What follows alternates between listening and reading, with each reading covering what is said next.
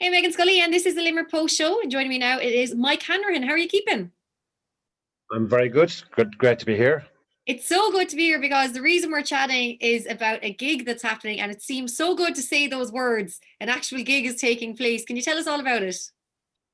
Yeah, we were booked into the university concert hall for a gig in November, but then of course the lockdown came, so we decided, well, the best thing we could do is just record a gig and sort of we can present it that way. And it was the next best thing. And these days we kind of just we'll do whatever we can to get out there and play. It's a strange way to perform, but at least it was nice to be in the actual theatre and not singing from our living room.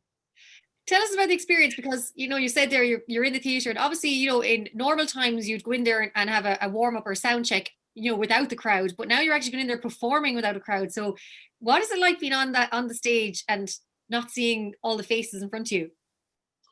It is really strange and weird because the reason we do this, the reason we go on stage is to get that buzz from the audience and interact with the audience and respond to their responses. There's that connect, that's beautiful connect that happens at a gig, and or myself and Eleanor's any gig we do, it depends on that kind of connection. So we had to readjust a fair bit.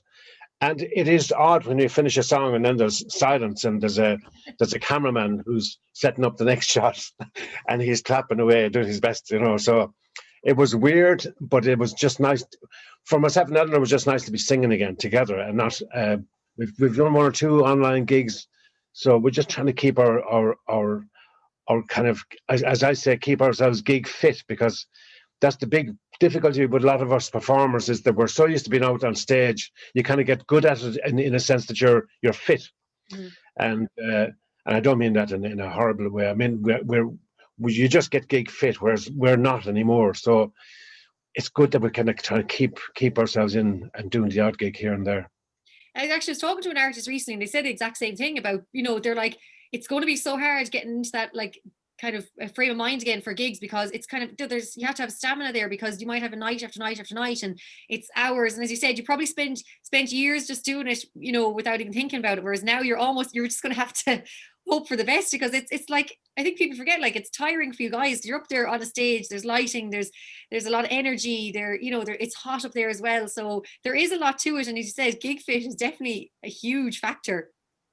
It's massive, and it's not just the performers; it's all our crew, and all the people who work with us in the background, the lighting, people selling tickets, backstage, stage managers. All of us kind of work. We're a team, and I suppose the nice thing about the lockdown is that it has brought us all together as a kind of unit, and we recognise each other publicly, and we kind of we recognize that we're all in this together. It's not just people on the stage, because you can, for a while there was like, oh, the people on the stage aren't being looked after. And in actual fact, was our entire industry has been decimated, and it's been cruel for all of us, all our families.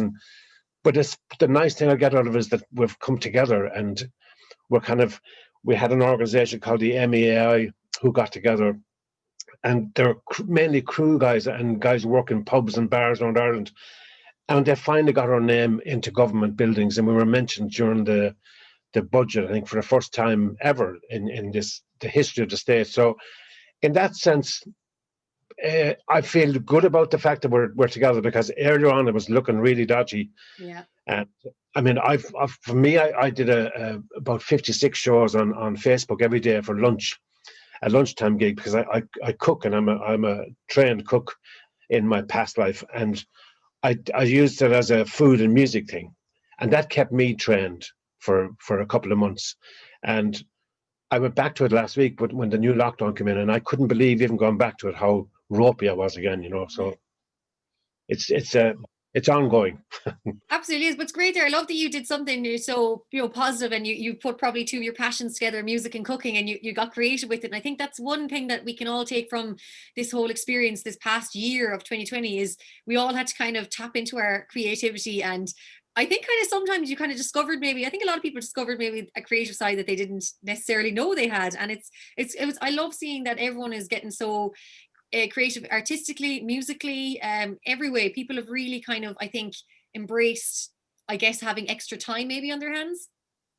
Yes, I think so. I know for me, I kind of made a promised myself at the very beginning that I wouldn't get sucked into the whole thing of, because you can get really depressed in these situations.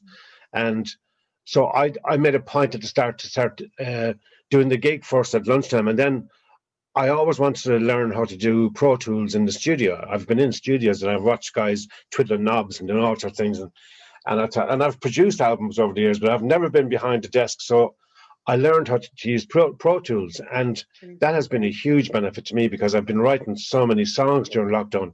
I've never been so creative. So it gives me an opportunity now to record the songs I've written.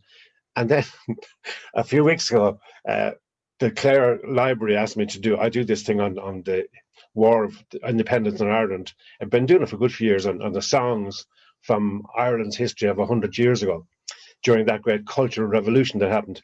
And this year I was doing 1920, and they said, "Will you do something online?" And I said, "Oh God, what I have." So I downloaded a package on how to make my own documentary. Wow. And I did 3 documentaries in the space of 3.5, 4 weeks. And I realized, because I remember the first I opened it, I thought, oh my God, big black hole, what do I do? In actual fact, it's not that difficult at all. And I suppose what I'm trying to say is that while we all think the mountain is too high to climb, it actually isn't at all. When you start climbing, you'll find your way to it. And I think that what I want to do is just give out that positive vibe to everybody that, I know we're in tough times, but it's a great opportunity to upscale and get to know a little bit more about your own possibilities, I think. Absolutely. And I think there's videos now and tutorials online for everything, that if there's anything at all you think you want to do, you're going to find it on the internet, which is great. Anything. Google. I always used to say that somebody just asked me who was my favorite head chef, and I'd always say Google. Google would teach you anything you want to know, and they never give it to you. They never shout at you and or throw things at you. So Google is mighty. And it is, you can, whatever you want to find out, you can just say, how do I do this? And Google will tell you. It is. It's such a great tool. I suppose we all do rely on it, but I suppose once we're using it for good, there's no harm in it at all. Mike, I have to say thanks so much for chatting to us. I want to remind everyone that you'll be in concert in University Concert Hall, yourself and Eleanor Shanley, the 14th of November at 7 p.m. and again on the 17th of November at 11 p.m. So before we let you go, what can we expect from the show? Well, we're going to sing a few songs that we've been kind of duetting together over the last few months, a few new ones, and then a few songs that we used to sing when we were touring with Ronnie Drew, which was a great, exciting time for both of us.